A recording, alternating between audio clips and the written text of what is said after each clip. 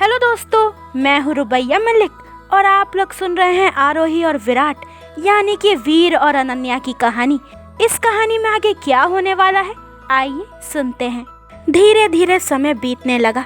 हर दूसरे तीसरे दिन अनन्या आराम से जाकर सभी की गाड़ियों की हवा निकाल आती। सभी परेशान रहते कि ऐसे कैसे हो सकता है, पर कोई पता भी नहीं लगा पाया कि कौन करता है ऐसा। कुछ समय तक सब ठीक चलता रहा। वीर अनन्या को परेशान करने के लिए ज्यादा काम देता और अनन्या काम पूरा कर देती थी और वीर ऐसे ही रह जाता। जिस दिन भी वीर उसे परेशान करता उस दिन उसकी गाड़ी की हवा जरूर निकलती थी और उसके साथ साथ बाकी सभी की निकाल देती। अब राहुल ने बाइक लानी ही बंद कर दी थी, इसलिए कभी कभी अनन्या राहुल की सीट पर पानी गिराती। जल्दी ही ऑफिस में सभी अनन्या और मिताली से घुल चुके थे। सभी हंसते मुस्कुराते काम करते रहते। अब सभी को अनन्या की बातों की आदत हो चुकी थी। विक्की की मिताली और अनन्या से भी अच्छी दोस्ती हो चुकी थी। एक दिन वीर अपनी दिल्ली वाली कंपनी गया हुआ था और विक्की आज वीर के कैबिन में बैठा काम कर रहा था। लंच का समय हुआ और सभी लंच करने कैंटीन चले गए। मिताली उसके पास आई और बोली, लंच नहीं करना आपको? विक्की उसकी तरफ देखते हुए कहता है, हाँ वो थोड़ा सा काम है, वो पूरा करके फिर जाता हूँ। मिताली उससे कहती है, अरे विक्की काम बाद में कर लेना, पहले चलिए हम सबके साथ लंच कर लीजिए। विक्की मुस्कुराते हुए कहता है, अरे तुम टेंशन ना लो, मैं कर लूँगा। मिताली भी मुस्कुराते हुए कहती है, देखिए विक्की, आज आपके भाई आए नहीं हैं तो आप अकेले करेंगे, उससे अच्छा है कि आप हम सबके साथ लंच कर लें। आपने दोस्त बोला है तो चलिए जल्दी से। विक्की मुस्कुराते हुए उठ खड़ा हुआ और कहता है, चलिए, अब मिताली ने बोला है तो चलना तो पड़ेगा ही। मिताली और विक्की कैबिन से निकले और इधर अनन्या अपने कैबिन से निकली। उन दोनों को साथ देखकर अनन्या खुश हो गई। तीनों कैंटीन में गए। विक्की को वहाँ देखकर सभी खुश हो गए। उसका नेचर ही ऐसा था कि सभी से अच्छे से बातें जो करता था। सभी लंच करने लगे। विक्की ने सभी को छोटे छोटे नाम दिए हुए थे और उसी से सभी को बुलाता था। लंच करते हुए अनन्या उससे कहती है, यार विक्की, आप एक बात बताओ, आप सभी को छोटे नाम से क्यों बुलाते हो, पूरा नाम क्यों नहीं लेते? विक्की मुस्कुराते हुए कहता है, ये नाम मैं प्यार से रखता हूँ। तभी अनन्या उससे कहती है, लेकिन जिसके नाम में ही प्यार हो उसे प्यार से रखने की क्या जरूरत? सभी एक साथ बोले, मतलब? अनन्या मुस्कुरा दी और फिर कहती है, यार मिताली के नाम का मतलब ही दोस्तों के बीच का गहरा बंधन यानी कि प्यार है, तो फिर उसका प्यार से नाम रखने का क्या मतलब? उसकी बात सुनकर विक्की जोर से हंस दिया। तभी नेहा कहती है, विक्की, आप और वीर सर में कितना अंतर है ना, आप कितने हंसमुख हैं और वीर सर हमेशा गुस्से में रहते हैं और है भी तो कितने स्ट्रिक्ट। मुझे तो बहुत डर लगता है उनसे, पता नहीं कैसे बॉस हैं वो। बाकी सभी भी उसकी हाँ में हाँ मिलाने लगे। विक्की कुछ बोलता उससे पहले ही अनन्या कहती है, यार मुझे नहीं लगता कि उनका स्ट्रिक्ट होना गलत है, और अगर वो स्ट्रिक्ट हैं तो अच्छा ही है ना। एक बॉस को ऐसा ही होना चाहिए, वरना कोई एम्प्लॉय ठीक ढंग से काम भी तो नहीं करेगा।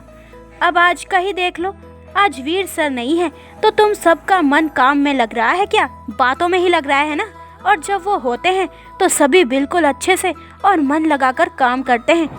और रही बात उनके गुस्सा करने की, तो अगर गलती करेंगे तो डांट तो खानी ही पड़ेगी ना। हाँ, अगर बिना गलती के कोई डांटे तो वो गलत होगा। और ये ज़रूरी तो नहीं कि अगर सामने वाला मुस्कुरा नहीं रहा तो वो खड़ूस है। ऐसा भी तो हो सकता है कि वो हमारे सामने ऐसे गंभीर रहते हों, लेकिन विक्की के साथ वो भी हंसते होंगे।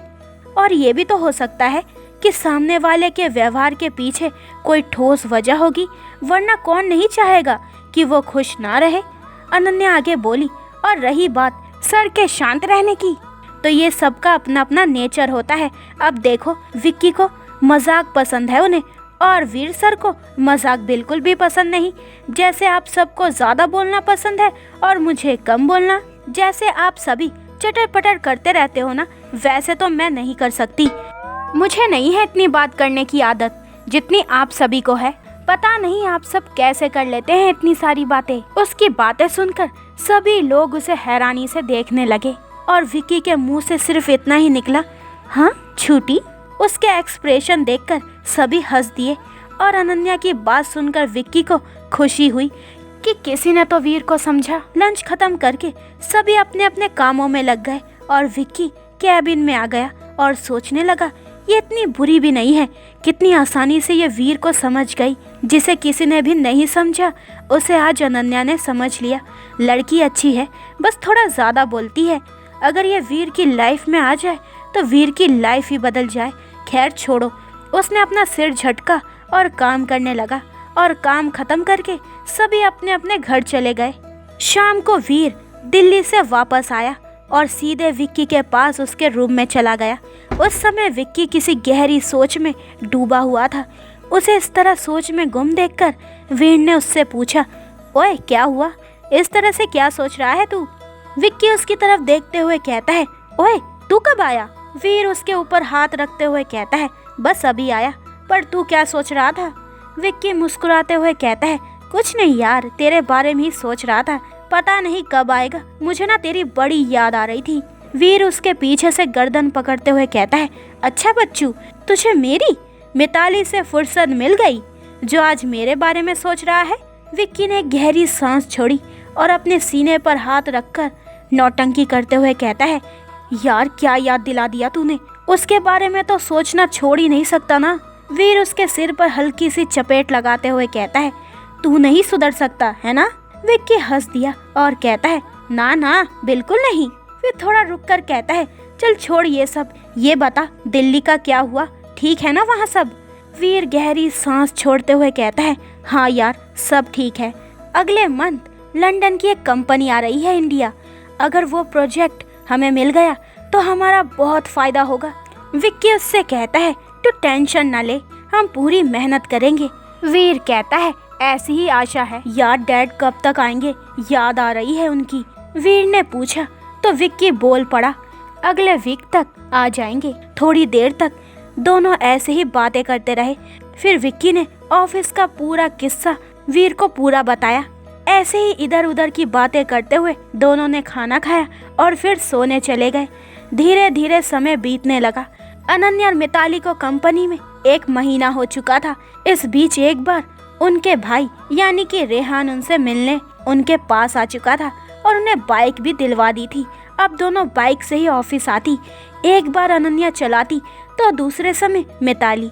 अब अनन्या को अच्छा मौका मिल चुका था सभी की बाइक की हवा निकालने का। जब भी कोई भी तंग करता तो बहाने से जाकर हवा निकाल आती। अनन्या भले ही शरारत करती रहती या तरह तरह के कांड करती, लेकिन काम के प्रति कभी लापरवाह नहीं करती थी। उसका काम हमेशा परफेक्ट रहता। उसके काम से वीर भी इम्प्रेस हो चुका था। अनन्या की बकबक अब उसे भी आदत हो चुकी थी। कभी कभी वीर और विक्की भी सभी के साथ लंच कर लेते थे। धीरे धीरे ही सही, बाकी के लोग भी वीर को समझने लग गए थे। एक रोज वीर अपने कैबिन में बैठा हुआ था। उसकी शाम को एक बहुत इम्पोर्टेंट मीटिंग थी। उसने उसकी फाइल अनन्या को कंप्लीट करने को दी हुई थी और अनन्या उस फाइल को कंप्लीट करके दे चुकी थी। पर वीर को उस फाइल का बिल्कुल भी याद नहीं आ रहा था कि कहाँ रखी है। उसने फाइल ढूंढी पर उसे मिली नहीं। उसकी वजह से उसे बहुत गुस्सा आ रहा था। उसने अनन्या को अपने कैबिन में बुलाया। विक्की पहले से ही वहाँ पर बैठा था और वीर अपने कुर्सी में गुस्से में अपने लैपटॉप पर टाइपिंग कर रहा था। उसकी आंखें गुस्से से एकदम लाल हो चुकी थी। अनन्या उसके सामने आराम से खड़ी होकर उससे गुस्से में टाइपिंग करते हुए देख रही थी। अनन्या ने विक्की की तरफ देखकर इशारे में पूछा कि क्या हुआ इन्हें। विक्की ने भी इशारे में उसे बता दिया कि पता नहीं। काफ़ी देर तक अनन्या उसकी टाइपिंग की आवाज़ सुनती रही, पर काफ़ी देर के बाद भी जब वो नहीं रुका तो वो इरिटेट हो गई और खींचकर बोली, अरे बस करो यार।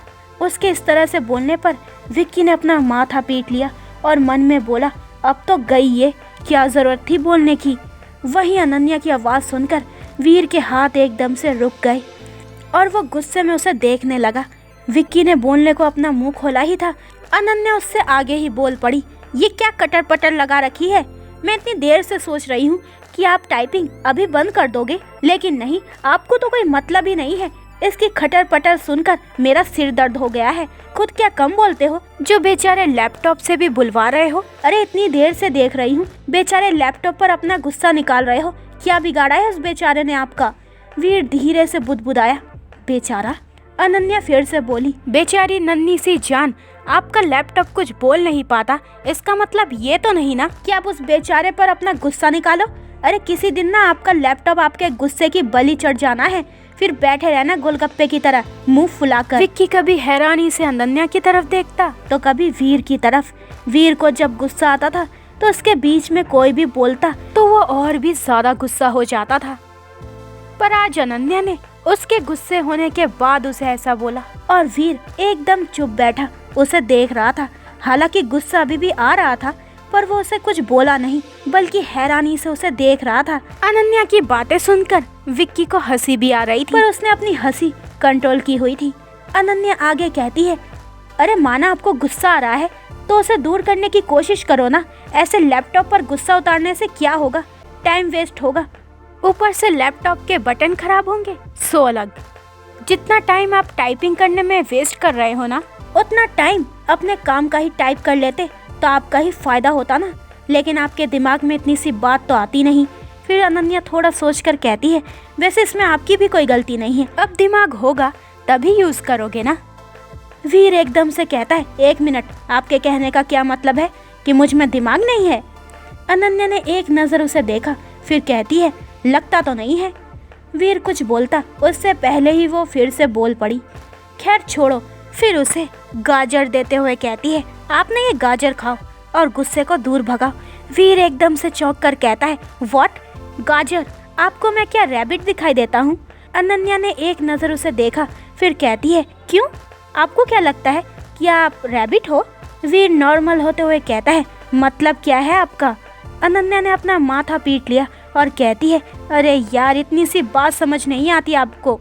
अरे गाजर खाओ, इससे दो फायदे होंगे, एक तो आपका गुस्सा दूर भगेगा और दूसरा आपकी आंखों की रोशनी भी बढ़ेगी। और रही बात आपको रैबिट समझने की, तो ये गलती तो मैं गलती से भी नहीं कर सकती। पता है क्यों? वीर अपना गुस्सा भूल गया और उससे पूछता है, क्यों?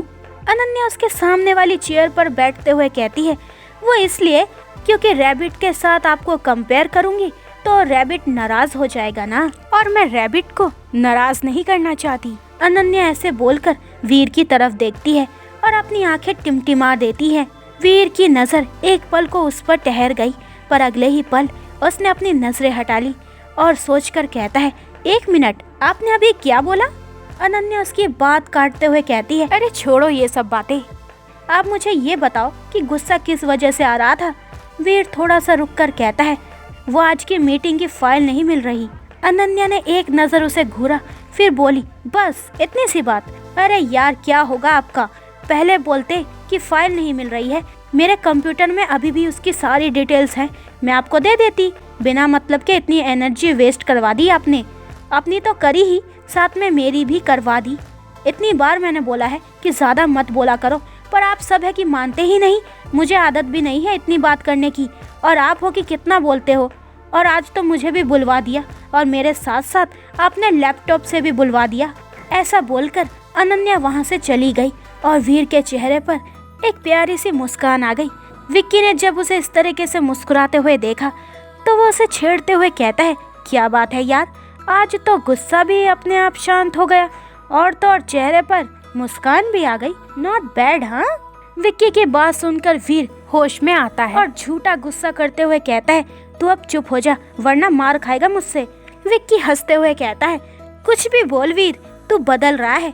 ये बोलकर विक्की वहाँ से चला गया और वीर अनन्या की कैबिन की तरफ ध्यान से उसे देखने लगा।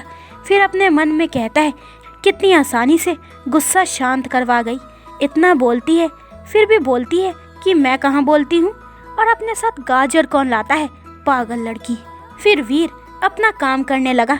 थोड़ी ही देर बाद अनन्या उसके कैबिन में आई और उसे फाइल पकड़ा दी और बोली, आगे से अपने लैपटॉप पर रहम करना, वरना अगर टूट गया ना तो आपको ही मुश्किल हो जानी है।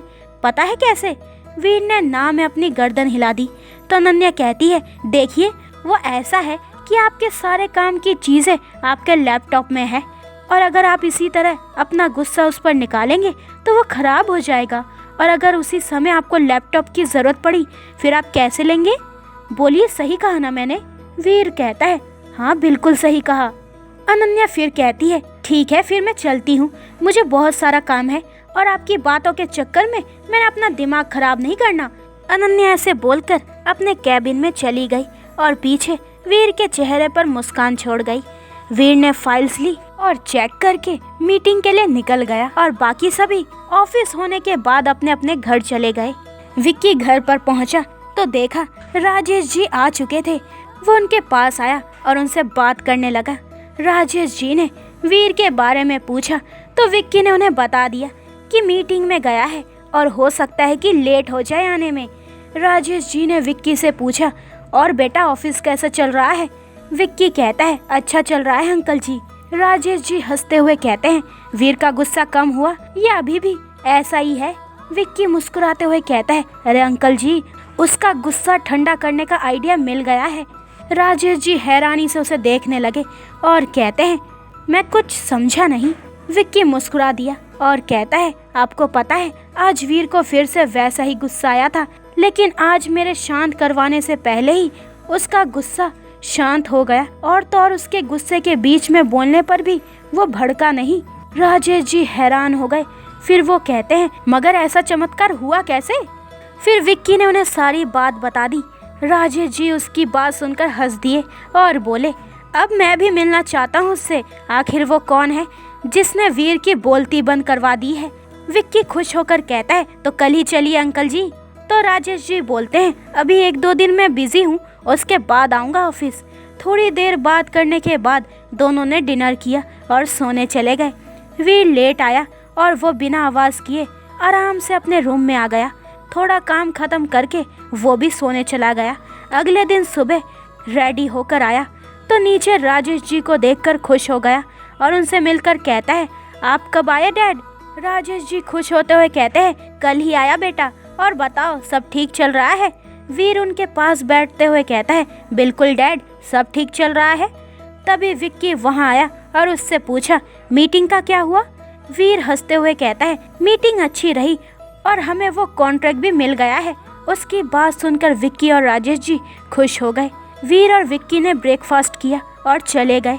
उनके थोड़े ही देर बाद राजेश जी भी वहां से चले गए। वीर और विक्की ऑफिस पहुंच गए और वीर गाड़ी पार्क करने चला गया। ठीक उसी समय मिताली और अनन्या भी ऑफिस पहुंची। अनन्या ने मिताली को उतारा और खुद गाड़ी पार्क करने चली गई। वीर ने गाड़ी पार्क की और अपना सामान चेक करने लगा। ठीक उसी समय अनन्या वहां अपनी बाइक लेकर आई और वीर की गाड़ी के पास जगह देखकर बाइक खड़ी कर दी। वीर की नज़र जब उस पर पड़ी तो वो एक पल को उसे देखने लगा। अनन्या अपनी ही धुन में लगी हुई थी। उसे पता ही नहीं था कि वीर अपनी गाड़ी में बैठा हुआ है। उसने हेलमेट उतारा और मिरर में अपने बालों को ठीक करने लगी और बड़बड़ाने लगी।